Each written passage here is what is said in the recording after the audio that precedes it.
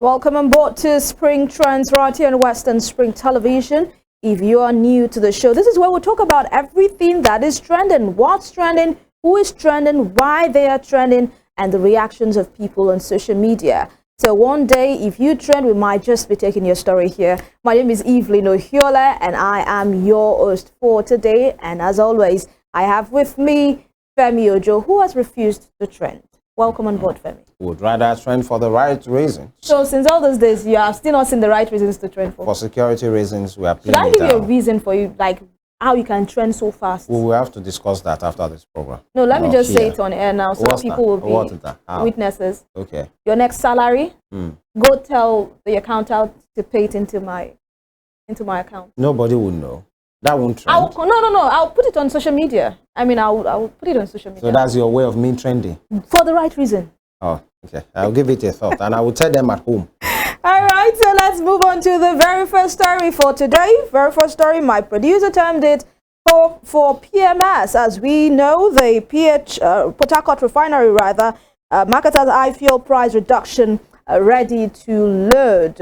We know that there is progress in the Port Harcourt refineries. Crude oil have, landed in that particular refinery, and it's, making progress, poco a poco. Reactions on social media. Zinting Diamond says, high fuel price reduction, or they want to reduce it? That's a question. And Josh Biggs says, how do you believe all this? Dangote refinery is not yet on record to have delivered a litre of petrol to the country, and we are to believe Port Harcourt refinery will begin supply in a few weeks. Emir of Kuvuki land, all right. This name makes me remember that what's the name of that movie? Mr. Bones. Yeah. All right. This is the Emir of Kuvuki land. This is another propaganda, but we shall see it in coming days. Femi, your thoughts? Do you think we can pull this through? With the Port Harcourt refinery. I'm trying to be hopeful and keep renewing my hope myself. Well, and the renewed hope of the day, although it's becoming hard for you to keep that hope about a better Nigeria, even though some of us are very hopeful, but then, the circumstance, the kind of leaders that we have now doesn't really engender having that hope the way you are so excited about it. But then the thing is, we have no choice. We are Nigerians, and we can only be hopeful about having a better and a working nation. So these about the Port Harcourt refinery, marketers high fuel price reduction, ready to load. Okay, time shall tell, because sometimes when I say marketers high fuel price reduction, for my good or for their good or for the country's good.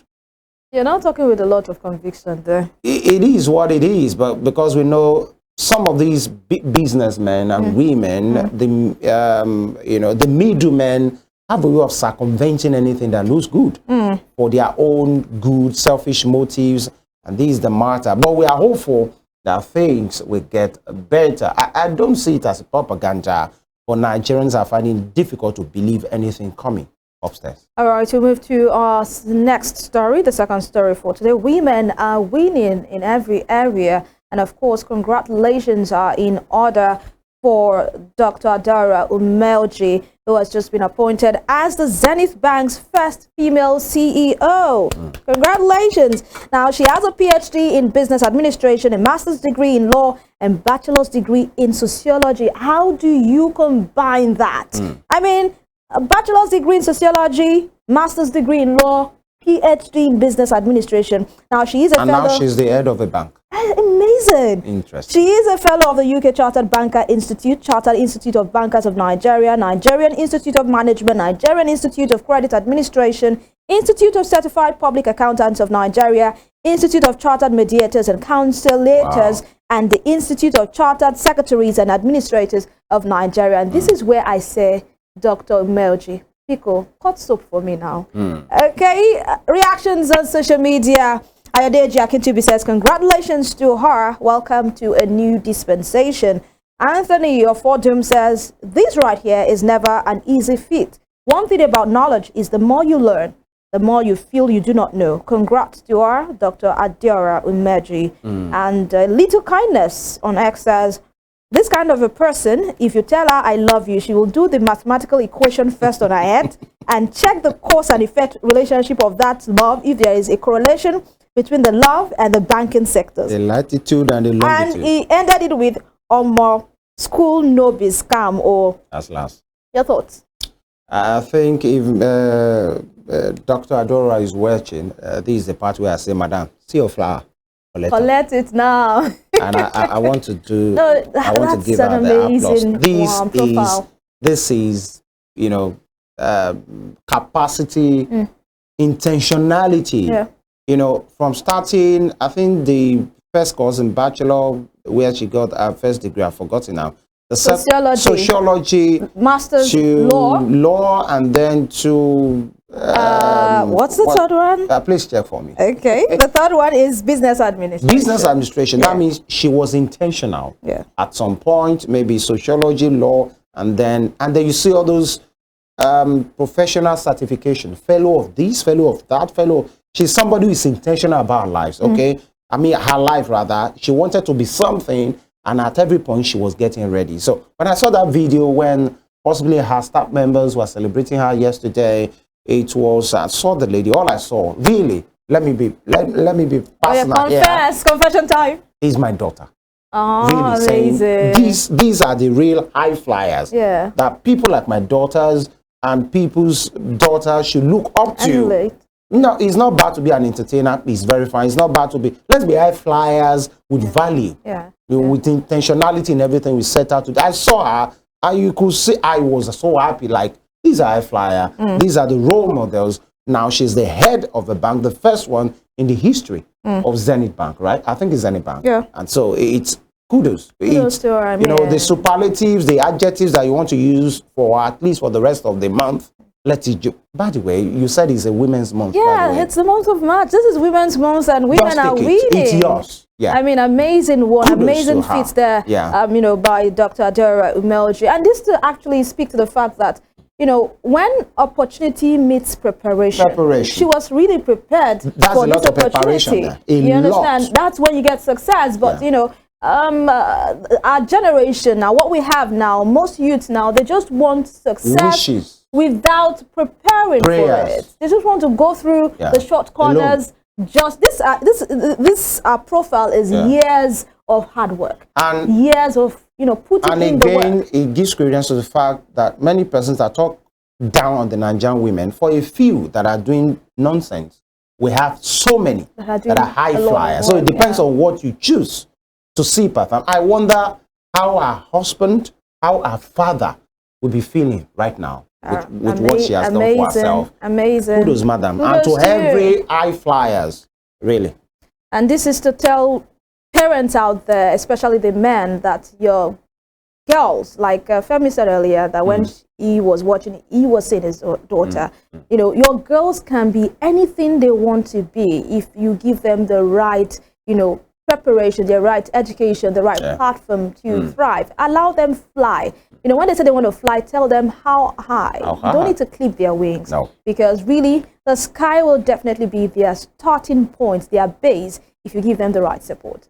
Away from that, we move on to the courts. Yesterday, the trial of Mazi Nnamdi Kanu, we saw videos of him actually talking to the issue, and also the one that actually went viral and people are talking about is when he said that if he comes out of the custody he's in now, they should just give him 2 minutes. In 2 minutes, insecurity in the Southeast will be a thing of the past. Let's watch the video. We'll be back to take reactions. Or insecurity in the Southeast, in the name of IPOB, is a wrong, and they know it. Let me come out of this nonsense, this mess. 2 minutes only. Only 2 minutes, I guarantee you. And the peace in the East, not just Southeast. Everywhere in the East, not the entire South. All right, 180 seconds. That is 2 minutes. Mazi Nnamdi Kanu is saying that he should be given if he comes out of this custody, and insecurity in the Southeast will be a thing of the past. He spoke to other issues as to people using the name of IPOB to perpetrate crimes, and people also agitating for what is not. He said they are not part of the IPOB family because they have a cause and they have how they do what they do. But then reactions on social media trailing that statement made by Mazi Nnamdi Kanu saying that insecurity will end in the Southeast after it's released in just 2 minutes. Adewale Damilare says, yes, he may have them in his pocket, but it is not possible to fix it within minutes. Some people are making money from the turbulence, and he also spoke to that fact, yesterday. Captain Tango says, what is the justification for his continuous detention? In the first place, his arrest made him relevant and more known and created more problem. Right thing to do should have been put him under surveillance wherever he is and monitor his activities 24 hours for weeks, months, and even years. And more reactions. Cute_visual says, does that mean is the reason there is insecurity in the East? This statement is more indicting than what he is trying to convey. Now my question, if really you command such power, why not give the order and let them follow it? Let the law take its course. Reactions, Femi, your own reaction. I think, many persons might want to say, all you need is 2 minutes. And then you have the pressman in your front yesterday. Can you use that your 2 minutes to say whatever you want to say? But we are not sure if actually it needs the 2 minutes to say or to do or to visit or to pray or to do whatever he wants to do. But I think this is one case that has lingered, for years. Taking time, really. What they say about the wheel of law is not as fast as you think it should be. And everybody is just thinking whatever the government wants to do with this man, the law enforcement agency, the prosecution team, let them do it on time so that he knows where he belongs. That's it. So we're not talking about the process of the matter, but then it's one thing that has rendered so many persons homeless, that has killed so many. Talking about his agitation, ab initio. Talking about many persons that ran with that agitation of his, what he thought he believed in, what he still believes in. But now it seems with his word yesterday that maybe the tide is changing, or he's trying to say these things to just be given a soft landing. Nobody knows, because it's about ideology for him. There were things he was expecting. There was secession that he talked about at a point, that let the people of the Southeast be carved out, of Nigeria. In fact, there are some states or some communities that are not really primarily Igbo land that we've seen, some so-called maps that have been said to be part of the Biafran land. But for whatever it is, let his prosecution end on time so that he knows where he belongs. And if there is going to be political or diplomatic solutions to these, let these things just go away. All right. Okay. And let prosperity and, progress return to the Southeast and every part of it. Yes, because the Southeast has a lot, to offer. They do. To the nation. Just as a whole lot. Part of the country. Yes, has to offer. So we move on to our next and final story for today. Have you heard of cultural shocks? Sometimes you go to another land, it might be another country, it might be another state, and what you consider what you consider a normal, is a sacrilege in that other culture or in that other country, and you're wondering, no, this is not how we do it in our own land, though. Wow. I'm definitely going to come and get Femi's, cultural shocks at one point or the other. I know you must have had one, but then let us go on social media and see what people have, have to say on this particular one. Talk about culture shock. I would be starting with this one by A Little Kindness. A Little Kindness says, all right, okay, no, I'm sorry about that. Nigerians who are abroad, what's one thing that you have experienced that sent you into waves of culture shock? All right, this question was asked by Matthew S. Zizini. I hope I got that correct.